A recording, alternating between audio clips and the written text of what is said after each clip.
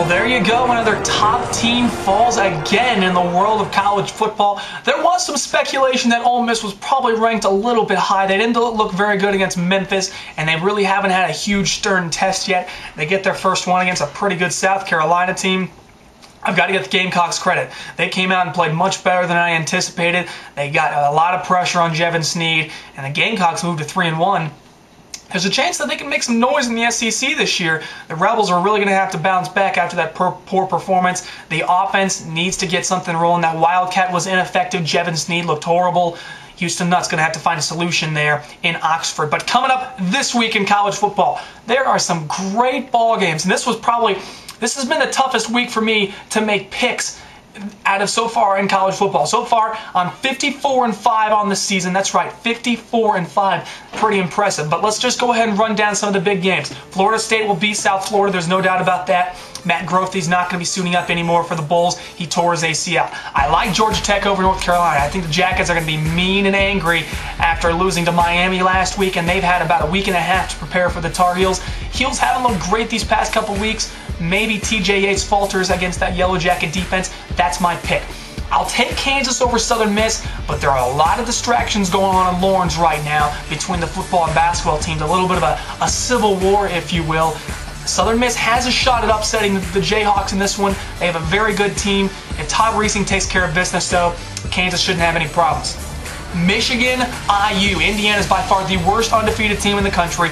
Michigan will roll in that one easily. Cincinnati, Fresno State, going to be a great one to watch. Tony Pike, right now, he is my dark horse to win the Heisman Trophy, along with Javid Best and Tim Tebow. Those guys, if Tony Pike continues to put up massive numbers, he will get to New York. I think the Bearcats take down the Bulldogs, but it's going to be a close one. LSU hasn't done much to deserve the number 7 ranking yet. They go to Mississippi State and Starkville against the Bulldogs team that hasn't really been effective this year on offense or shutting down anyone on defense. I think the Tigers will win this one, but it's going to be closer than a lot of people expect. Clemson, TCU, this has probably been the toughest one for me to pick this entire week. I like Clemson. I like CJ Spiller. I like Kyle Parker. That's a good team. But then TCU has that great defense, and the manager of the game, Andy Dalton, the quarterback. It depends upon how much CJ Spiller is at 100%. That's really going to determine what's going to go on in that ball game. I'm going to go ahead and take TCU because of the defense. I think they can keep up with CJ Spiller. That's going to be a fun one to watch in Death Valley. Another one right after that, Miami at Virginia Tech. The Hurricanes have looked fantastic so far this year. Vod Tech has been winning barely last week against a very good Nebraska team on that long pass by Tyrod Taylor. It's going to be a good one. If Ja'Cory Harris continues to play out of his mind, the Canes should not have any problems with Virginia Tech. I think the Hokies are a little bit overrated, so I'm going to take Miami in this one by a couple scores in Blacksburg. But it is in Blacksburg and Lane Stadium. Great atmosphere. A great one to watch in the ACC. Ohio State will beat Illinois, but if you remember 2 years ago, the Illini came into the Horseshoe and beat up on number 1 Ohio State. Cal at Oregon, going to be a phenomenal one in the Pac-10. Javid Best is going to run wild on the Ducks defense. It depends upon if the Cal Bears can shut down that offense from Jeremiah Masoli and LaMichael James.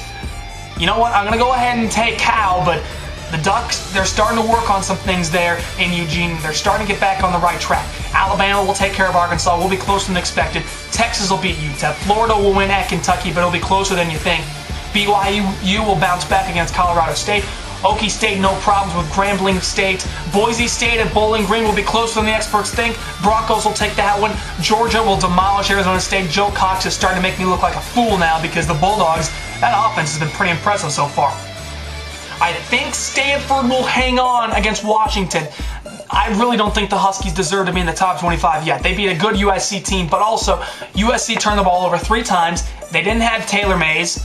Joe McKnight was hurt, and Aaron Corp was starting at quarterback instead of Matt Barkley. All those factors put together, Washington was lucky to come out with a win in that game. Even though I did pick the Huskies to win, I think Washington will fall as Stanford this week. Texas Tech will beat Houston. It will be a mild upset, but the Red Raiders and Taylor Potts looked pretty darn good in Austin against the Longhorns last week. I think they get the job done against a ranked BCS Buster Houston team.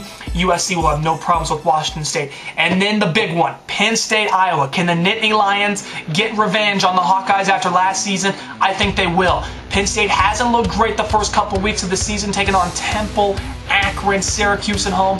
this is the week that they get it done. Daryl Clark will have a great game. Evan Royster needs to bounce back after a bad couple weeks. He did rush over for 100 yards last week against Temple, but with Stephon Green behind him, that's going to be a good offense. The defense, it's questionable. Sean Lee, Navarro Bowman, questionable with injuries, but if they play well, the Nittany Lions should have no problems stopping Ricky Stanzi in the Iowa offense. So there's all my picks. You guys can always keep track of my picks every single week right here on the Kitchell Sports Network. I will be back again next Friday and periodically to keep you guys up to date on everything in the world of college football. So this is Kitchell 22 130 signing off. I'll see you guys later.